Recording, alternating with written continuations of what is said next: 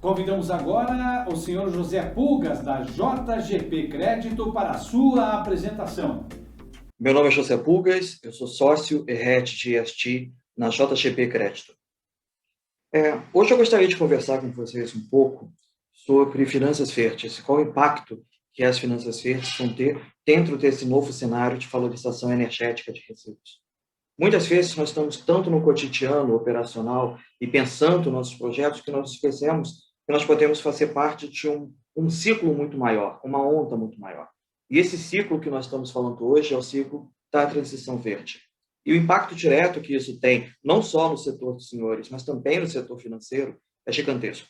Nosso setor financeiro temos cada vez mais inserido nas nossas palavras, nas nossas frases, no nosso dialeto, temas que até então eram muito estranhos, como ESG, sustentabilidade, externalidades positivas. E certamente as empresas que compartilham desses mesmos valores, dessas mesmas palavras, dessas mesmas operações, são aquelas que mais se destacam dentro desse novo ciclo. Então, a ideia é bater um papo com vocês sobre esse tema de finanças verdes e como esse tema conecta muito melhor vocês a nós do setor financeiro. Para nós entendermos um pouco o tamanho dessa grande onda verde, é interessante a gente ver o tamanho dos recursos dedicados a essas finanças. Para finanças verdes, a gente conceitua toda e qualquer estrutura que tenha, dentro da sua origem, dentro da sua criação, um objetivo claro de asseguração de melhores retornos ambientais. O que nada mais certo que exatamente todos nós estamos fazendo quando nós pensamos em valorização energética de resíduos. Isso vem para um objetivo muito claro e pragmático. Nós abandonamos o romantismo há algum tempo. Nós estamos vivenciando uma realidade, o fato das mudanças climáticas, o fato do aquecimento global, um fato científico comprovado e inquestionável. Nós temos um limite de tolerância para mantermos o nível de qualidade de vida no planeta Terra, uma questão de sobrevivência da humanidade no melhor termo, no mais assertivo termo possível. Nós temos um limite de 2 graus. Alguns falam em 1,5 graus. Mas vamos supor que o limite nosso de tolerância são 2 graus de elevação de temperatura média global. Para que isso não ocorra, nós temos que ter investimentos anuais de ordem global de 1 a 2 trilhões de dólares. De novos investimentos necessários todo ano para que essa meta seja alcançada. O que antes parecia ser uma meta muito distante, que demandaria muito recurso, que seria de muito difícil alcance, está se provando que não é.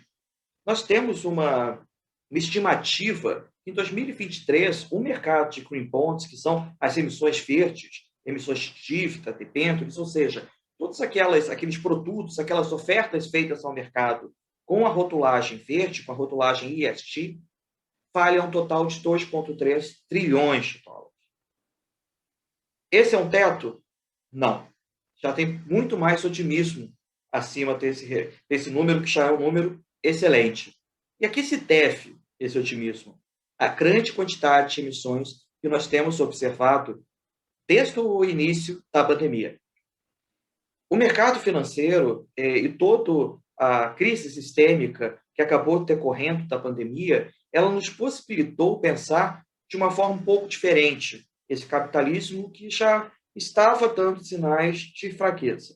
Nós estamos abandonando o capitalismo, a ideia não é criar um manifesto, mas sim deixar claro que nós estamos transitando de um capitalismo que era um capitalismo de shareholders, um capitalismo voltado para os acionistas somente, voltado somente para a rentabilidade financeira, para um capitalismo de uma visão mais holística, um capitalismo de stakeholders, um capitalismo que a gente consiga incluir diferentes demandas e julgar que outras externalidades, como as socioambientais, são tão importantes quanto as externalidades financeiras.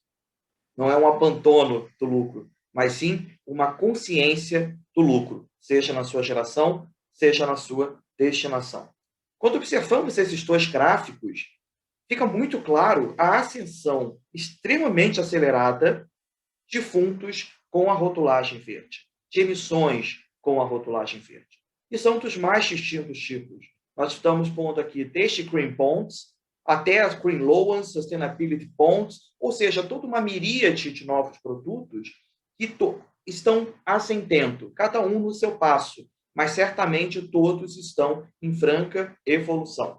E muitos outros desses produtos, muitas outras dessas ofertas, outros tipos e categorias, certamente vão existir, exatamente para se adaptar ao perfil de cada uma das empresas emissoras, seja o seu perfil de necessidade de capital, seja o seu perfil de externalidades, que lhe são tão peculiares.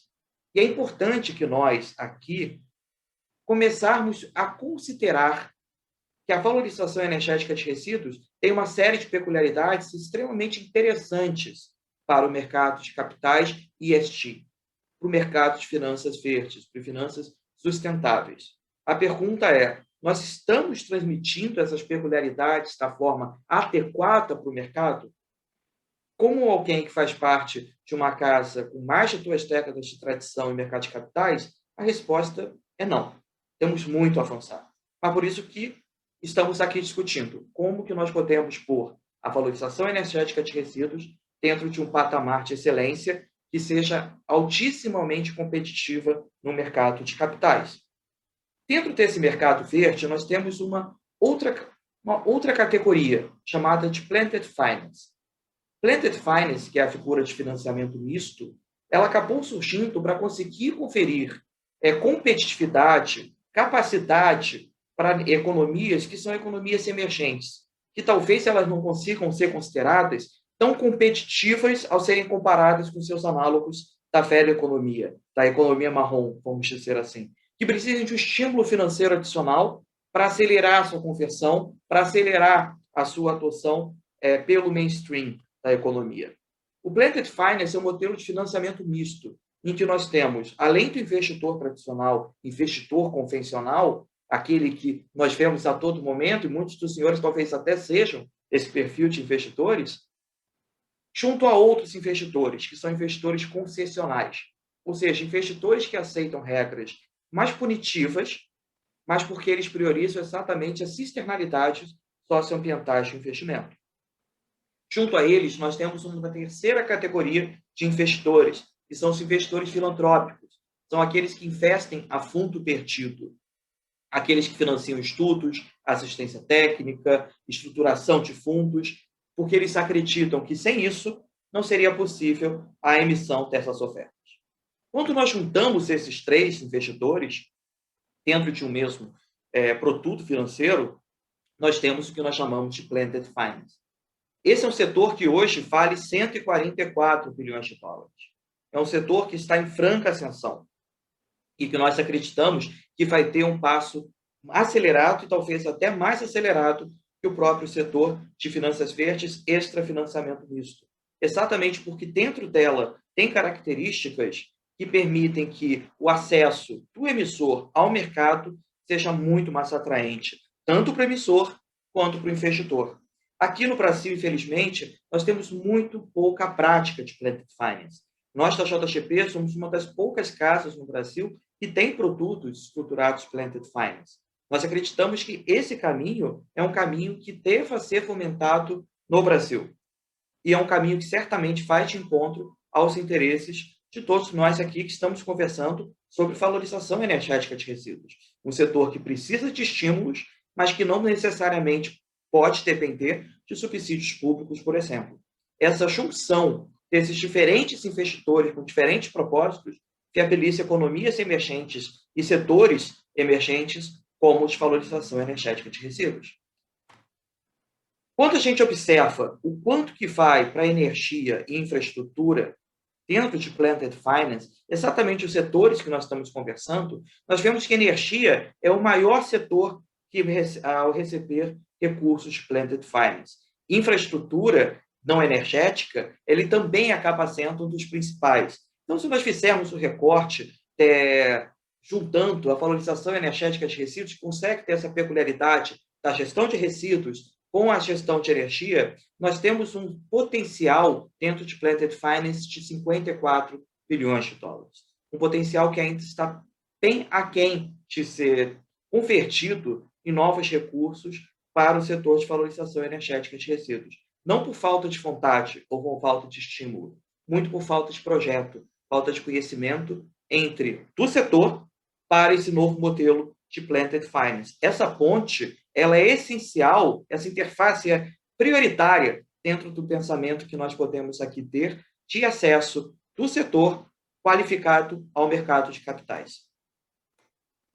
E no Brasil, como que está esse cenário de finanças verdes? Eu separei aqui algumas notícias, tanto do Brasil como de fora, mas o foco é muito grande no Brasil, para a gente entender o tamanho dessas operações. Nós falamos que nunca tivemos uma ascensão desse porte, e é verdade também para o Brasil. Nós estamos falando de emissões que, individualmente, já estão acessando a figura do $1 bilhão. Temos a Natura aqui anunciada na emissão dos títulos de sustentabilidade, mas várias outras casas, várias outras emissões já bateram a barreira do $1 bilhão. Emissões brasileiras em mercado internacional de capitais. O que essas emissões, que totalizaram agora em 2020 700 bilhões de dólares no total, tem de diferente das demais?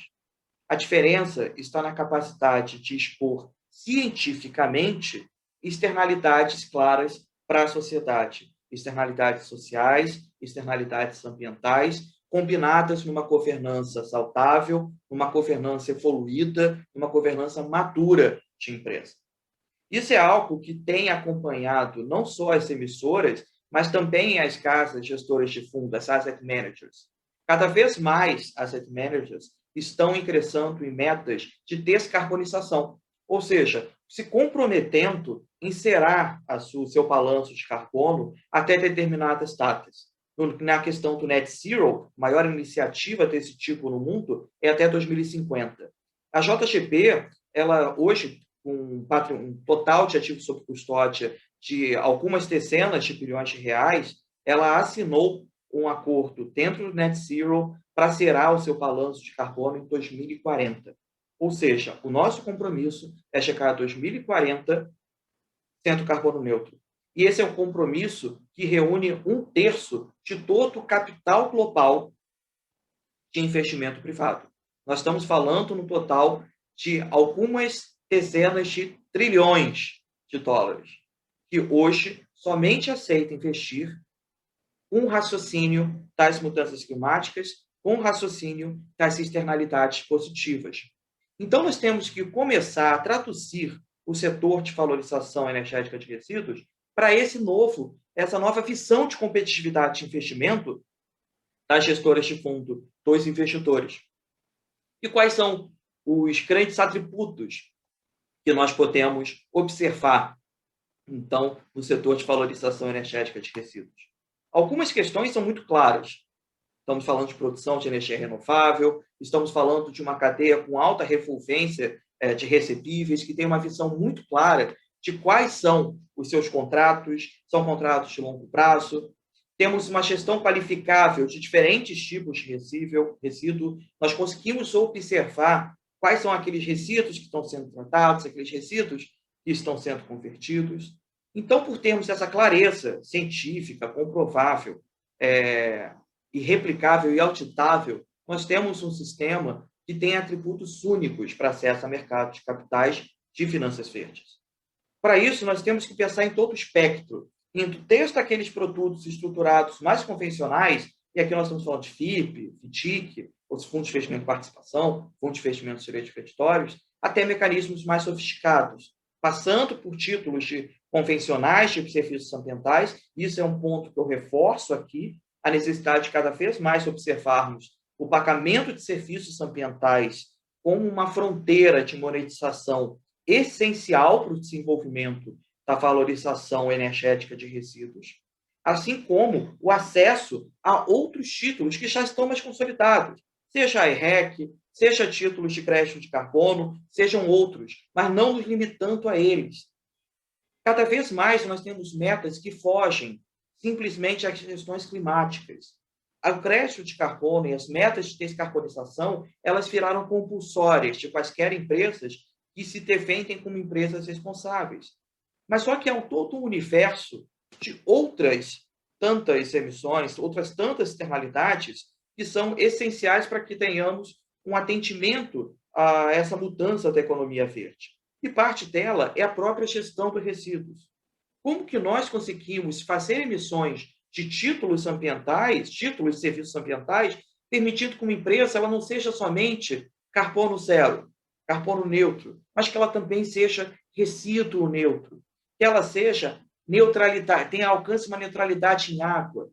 Isso tudo são fronteiras que não devem representar desafios intransponíveis para nós, mas sim devem representar áreas gigantescas de oportunidade para desenvolvimento do setor de valorização energética de resíduos.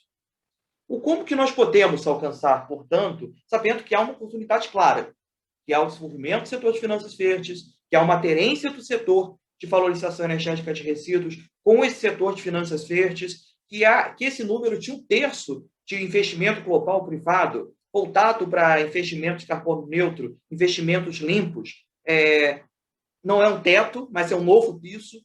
Como que a gente consegue, efetivamente, avançar? Nós sugerimos algumas ideias, algumas ações setoriais que nós acreditamos ser estratégicas para darmos os próximos passos. A primeira de todas é um refinamento e um esclarecimento da taxonomia nas atividades de gestão de resíduos cobertas por metodologias globais de ESG. Nós temos que observar que o investidor, e aí eu me ponho nesse papel, ele não consegue ser um especialista em tudo.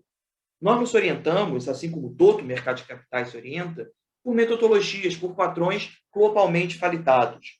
Então, nós estamos falando de taxonomia da União Europeia, nós estamos falando de boas práticas junto a organismos tais quais o IFC.